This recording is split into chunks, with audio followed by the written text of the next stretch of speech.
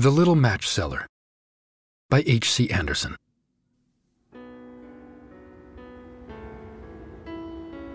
It was terribly cold and nearly dark on the last evening of the old year, and the snow was falling fast. In the cold and the darkness, a poor little girl with bare head and naked feet roamed through the streets. It is true she had on a pair of slippers when she left home, but they were not of much use. They were very large, so large indeed that they had belonged to her mother, and the poor little creature had lost them in running across the street to avoid two carriages that were rolling along at a terrible rate. One of the slippers she could not find, and a boy seized upon the other and ran away with it, saying that he could use it as a cradle when he had children of his own. So the little girl went on with her little naked feet, which were quite red and blue with the cold. In an open apron, she carried a number of matches and had a bundle of them in her hands. No one had bought anything of her the whole day, nor had anyone given her even a penny.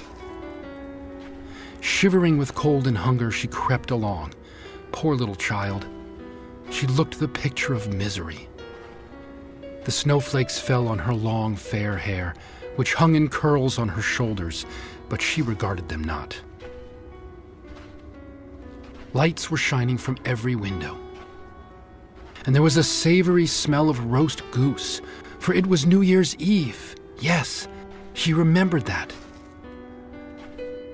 In a corner between two houses, one of which projected beyond the other, she sank down and huddled herself together.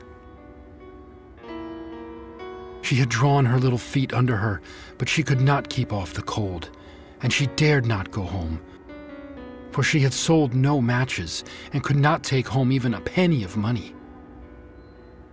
Her father would certainly beat her. Besides, it was almost as cold at home as here, for they had only the roof to cover them, through which the wind howled, although the largest holes had been stopped up with straw and rags. Her little hands were almost frozen with the cold. Ah, perhaps a burning match might be some good, if she could draw it from the bundle and strike it against the wall just to warm her fingers. She drew one out. Scratch! How it sputtered as it burnt. It gave a warm, bright light like a little candle, and she held her hand over it.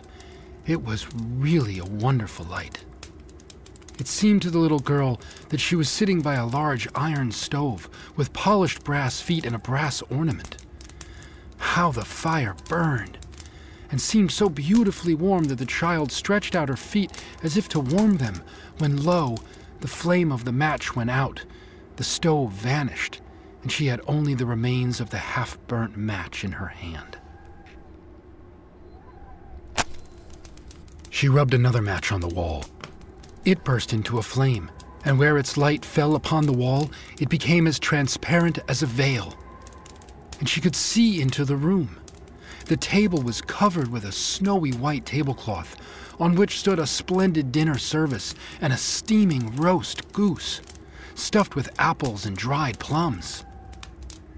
And what was still more wonderful, the goose jumped down from the dish and waddled across the floor with a knife and fork in its breast to the little girl.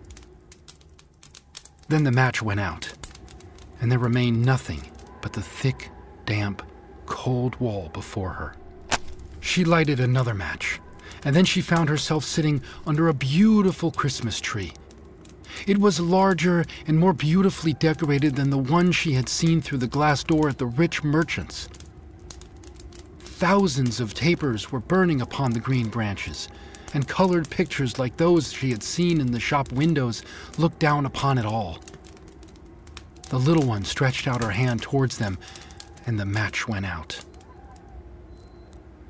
The Christmas lights rose higher and higher, till they looked to her like stars in the sky. Then she saw a star fall, leaving behind it a bright streak of fire. Someone is dying, thought the little girl. For her old grandmother, the only one who had ever loved her, and who was now dead, had told her that when a star falls, a soul was going up to God. She again rubbed a match on the wall, and the light shone around her. In the brightness stood her old grandmother, clear and shining, yet mild and loving in her appearance. "Grandmother," cried the little one, "oh, take me with you. I know you will go away when the match burns out. You will vanish like the warm stove, the roast goose, and the large glorious Christmas tree." And she made haste to light the whole bundle of matches, for she wished to keep her grandmother there. And the matches glowed with a light that was brighter than the noonday, and her grandmother had never appeared so large or so beautiful. She took the little girl in her arms, and they both flew upwards in brightness and joy, far above the earth, where there was neither cold nor hunger nor pain, for they were with God. In the dawn of the morning, there lay the poor little one, with pale cheeks and smiling mouth, leaning against the wall. She had been frozen to death on the last evening of the year, and the New Year's sun rose and shone upon a little corpse. The child still sat in the stiffness of death, holding the matches in her hand, one bundle of which was burnt. She tried to warm herself, said some. No one imagined what beautiful things she had seen, nor into what glory she had entered with her grandmother on New Year's Day.